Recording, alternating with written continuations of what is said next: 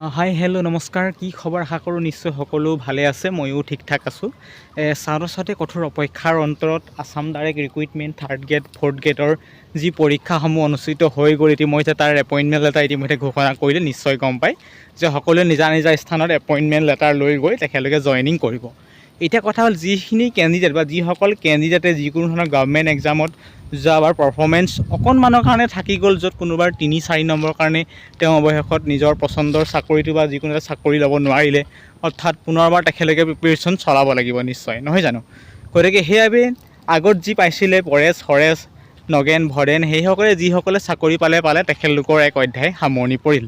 কিন্তু কথা হ'ল, যিসকল কেণ্ডিডেট প্ৰিপেৰেশ্যন বৰ্তমান কৰিব লাগিব, তেখেতলোকে কেনেকৈ প্ৰিপেৰেশ্যন কৰিব লাগিব তাক লৈ অতি প্ৰয়োজনীয় পইণ্ট, নহয় জানো? গতিকে সমস্যা সকলোৰে মাজত থাকিব। যিসকল কেণ্ডিডেটে চাকৰি এটা পাইছে, আমি এপইণ্টমেণ্ট লেটাৰ পাইছে, তেখেতে ভোগালী বিহুৰ লগতে তেখেতলোকে অলপ পইচা খৰচ কৰি সকলোকে হাঁহ, মাছ, মাংস, ছাগলী ইত্যাদি খুৱাইছে, নহয় জানো? গতিকে আমি সেই সময়খিনিহে আমি তেখেতলোকৰ লগত আছোঁ। কিন্তু তেখেতলোকে কেনেকৈ প্ৰিপেৰেশ্যন কৰিছিল, কি নকৰিছিল, তেখেতলোকে দৌৰোতে ফটা জোতাযোৰ কোনে আনি দিছিল, বা তেখেতলোকৰ প্ৰয়োজন হোৱা সেই আছামীয়াৰ বুক, লোচেন বা XYZ কিতাপ বা XYZ যদি তেওঁ কোচিং কৰিছিলে, সেইখিনি কোনে হেল্প কৰিছিল, সেইখিনি আমি দেখা নাই। কিন্তু যে কি নহওক, তেখেতলোকক আমাৰ চেনেলৰ তৰফৰ পৰা পুনৰবাৰ মৰম জনাইছোঁ, যাতে তেওঁৰ জীৱনটো আৰু আগন্তুক আগুৱাই যাওক আৰু অসম চৰকাৰ চাকৰি তাৰ এজন নতুন পৰিৱৰ্তন আনক, তাৰে উদ্দেশ্য যাতে নদাই ভদাই হৰেশ পৰেশসকলে চাকৰি পালে বোলে তেখেতলোকে নিজৰ যিটো চিটত যিহেতু পোষ্ট পাইছে থাৰ্ড গ্ৰেডত বা ফ'ৰ্থ গ্ৰেডত, তেখেতলোকে ভালদৰে ব্যৱহাৰ কৰক বুলি মই ৰিকুৱেষ্ট কৰিছোঁ, যাতে তেখেতে কোনো ধৰণৰ যিটো আমাৰ দালাল সন্থাৰ লগত এড নহ'ব। গতিকে য'ত তিনি কিছুমান চাকৰি কি হয় পোৱাৰ লাগিল তেখেতেও সলনি হৈ যায়, য'ত নেকি 50 টকা পালেহে তেখেতলোকে ফাইলটো ইফালৰ পৰা সিফালে কৰি দিয়ে, বা ধৰক যদি কোৰ্টত কোনোবাই কিবা এটা কাৰণত যাব লগা হৈছে, তেওঁলোককো তেনেদৰে টকা 200-300 টকা দি দিলে হেনো কামটো সোনকাল হয়। গতিকে এইখিনি কাম আপোনালোকে নকৰিব, কাৰণ আপোনালোকে পঢ়ি শুনি এটা চাকৰি পাইছে। গতিকে সেইবাবে আগৰ যি ছিষ্টেম ভুল আছে, যদি ভুলখিনি শুদ্ধ কৰিবলৈ চেষ্টা কৰক যিসকল লোকে। গতিকে মই সকলোকে এইটোৱে ৰিকুৱেষ্ট জনাইছোঁ, যাতে আপোনালোকে নিশ্চয় কৰ্মৰ পাতনি মেলিবলৈ গৈ আছে। নদাই ভদাই হৰেণ, নগেন, ধীৰেণ যিয়েই নহওক, সকলোৱে নিজা নিজা তেখেতলোকৰ চাকৰি ইতিমধ্যে ষ্টাৰ্ট হ'ব, তেখেতলোকৰ নতুন জীৱনী। গতিকে এই নতুন জীৱনখনত আপুনি বিভিন্ন ধৰণৰ মানুহ লগ পাব। গতিকে আপোনালোকৰ উদ্দেশ্য যাতে নিকা আৰু স্বচ্ছভাৱে, নিশ্চয় আপুনি এটা চৰকাৰী চাকৰি লাভ কৰিছে, সেইমতে নিকা আৰু স্বচ্ছতাৰভাৱে আপোনাৰ নিজৰ দায়িত্ব অনুযায়ী কামটো সকলোকে নিয়াৰিকৈ চলাই থাকিব।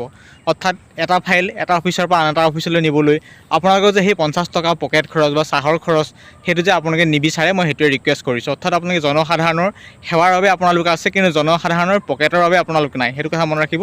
তাৰ উপৰিঞ্চি আপুনি যিগৰাকী আপোনাক পইচা দিবলৈ আহিছে, তেখেতলোকক ক'ব যে মই চাকৰি পইচা দি পোৱা নাই, বাস্তৱত মই নিজে পঢ়ি শুনি চৰকাৰৰ যিটো ৰুল ফ'ল' কৰি আমি চৰকাৰী চাকৰি লাভ কৰিছোঁ, গতিকে আমাক কেতিয়াও পইচা নিদিব। আপোনাৰ ফাইলটো অট'মেটিক আমি ট্ৰেন্সফাৰ কৰাই দিম, বা আমুক ঠাইত আমি নিশ্চয় চাইন মাৰিম, ছাৰৰ হতুৱাই চাইন মৰাম, ছাৰৰ হতুৱাই কিবা কৰাম, সেইখিনি আপুনি তেখেতলোকক বুজাই দিব, যাতে কোনো ক্ষেত্ৰতে আপোনালোকে পইচাৰ যিটো ছিষ্টেম, অৰ্থাৎ পইচাৰ যিটো লিলিমাই। কাৰণ কি হয়, আগতে দেখি আহিছোঁ, যদি অফিচত কিবা এটা কামত ধৰক এই মৌজাদাৰ অফিচত বা ধৰক আপোনাৰ XYZ কোৰ্টত বা কিবাকিবি কামত যদি যাবলগীয়া হয়, যদি পিয়নজনক যদি 100 টকা এটা দি দিয়া হয়, তেওঁৰ মোৰ নামটো আগতীয়াকৈ দি দিব, বা তেখেতৰ নামটো আগতীয়াকৈ দি দিব, বা অফিচাৰজনক কিবা এটা দিবলগীয়া হয়, লাইচেঞ্চৰ কামত গ'লে কিবা এটা দিব লগা হয়, সেইখিনি যাতে সেই তেনেকুৱা ধৰণৰ কামত আপোনালোকে লিপ্ত নহওক, মই তাকে ৰিকুৱেষ্ট কৰিছোঁ, যাতে সুন্দৰকৈ আপুনি কামখিনি নিয়াৰিকৈ আগুৱাই লৈ যাওক, যাতে স্বচ্ছতা নিকাভাৱে যেতিয়া আপুনি চৰকাৰী চাকৰি এটা পাইছে, আই হোপ আপোনালোকে স্বচ্ছভাৱেও কৰ্ম কৰি আগুৱাই লৈ যাব পাৰিব আমাৰ সমাজখনক।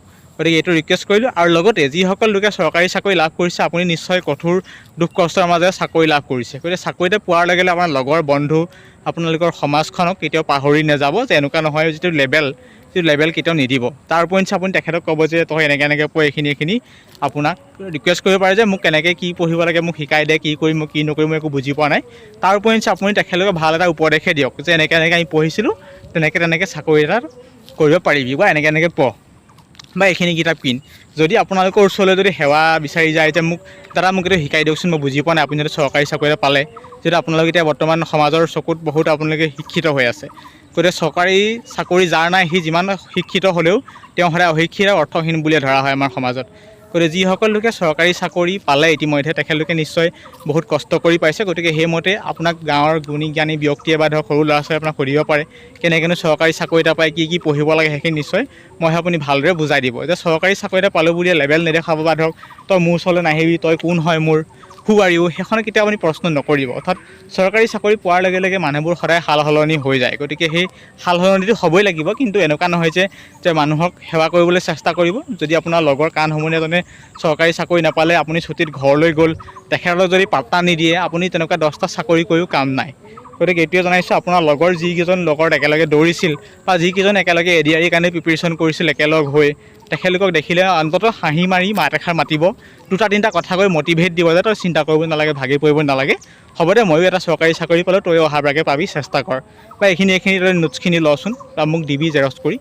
তেনেকৈ আপোনালোকে মুঠতে তেখেতলোকক অলপ মটিভেট কৰিব, যাতে তেনেকুৱা নহয় যে দেখাৰ লগে লগে আপুনি বাইক এখন কিনিছে তেওঁক চুবলৈ নিদিব, চৰকাৰী চাকৰি দৰমহা, খানা এটা খুৱাইছে সেইটো নহয়। কেতিয়াবা বন্ধু বান্ধৱ লগ পালে মাতিব, সহায় কৰিব, কিবা এটা অফিচিয়েল কামত গ'লেও তেখেতলোকক অলপ লাগি মেলি দিব, আগবঢ়াই দিব। কিন্তু মনত ৰাখিব, কেতিয়াও পইচা পাতি 2 নম্বৰী ধান্দাত কেতিয়াও নানামিব। এই যে 50 টকা 60 টকা দিলেহে মই ফাইলটো চাইনটো সোনকালে ছাৰৰ সদায় মৰাই কামটো সোনকালে কৰাই দিম, সেইবোৰ অভ্যাস যাতে নকৰিব মই ৰিকুৱেষ্ট কৰিছোঁ। গতিকে আৰু লগতে জনাইছোঁ, যিসকল লোকে Assam direct recruitment 3rd grade 4th গ্ৰেডৰ পুনৰবাৰ এতিয়া প্ৰিপেৰেশ্যন কৰিম বুলি ভাবি আছে, তেখেতলোকক জনাইছোঁ আপকামিং নটিফিকেশ্যন আহিবলৈ গৈ আছে। মই জনাত ইলেকশ্যনৰ পাছতে, অৰ্থাৎ ৰঙালী বিহুৰ আগে পাছে আমাৰ ADR 3.0ৰ বাবে পুনৰবাৰ নটিফিকেশ্যন আহিব। এবাৰ নতুন ষ্টাইলত নটিফিকেশ্যন আহিব, য'ত নেকি মেবি সম্ভৱ 3টা ষ্টেপৰ যোগেদি চিলেকশ্যন কৰোৱাৰ সম্ভাৱনা আছে। কাৰণ আগতে মুখ্যমন্ত্ৰী ডাঙৰীয়াই কৈছিল, যিহেতু মই সেইটোৱে ক'লোঁ। গতিকে মই এতিয়া দিলোঁ আপোনাক আপডেট, যিসকলে প্ৰিপেৰেশ্যন চলাই আছে আপোনালোকে ভালদৰে প্ৰিপেৰেশ্যন চলাই থওক, কাৰণ ADR 3.0 নটিফিকেশ্যন আহিবলৈ গৈ আছে কেতিয়া, ৰঙালী বিহুৰ আগে নতুবা পাছে, আৰু লগতে ইলেকশ্যনৰ হৈ যোৱাৰ পাছতে বা ইলেকশ্যনৰ সময়তে চৰকাৰে এই ADR বিজ্ঞাপন প্ৰকাশ কৰাৰ পূৰ্ণ সম্ভাৱনা আছে। আৰু ভিডিঅ'টো ইমানেই আছিল। ভিডিঅ'টো যদিও উপকৃত হৈছে, নিশ্চয় ভিডিঅ'টি পুনৰবাৰ আপোনাৰ প্ৰিয় বন্ধুলৈ শ্বেয়াৰ কৰিব।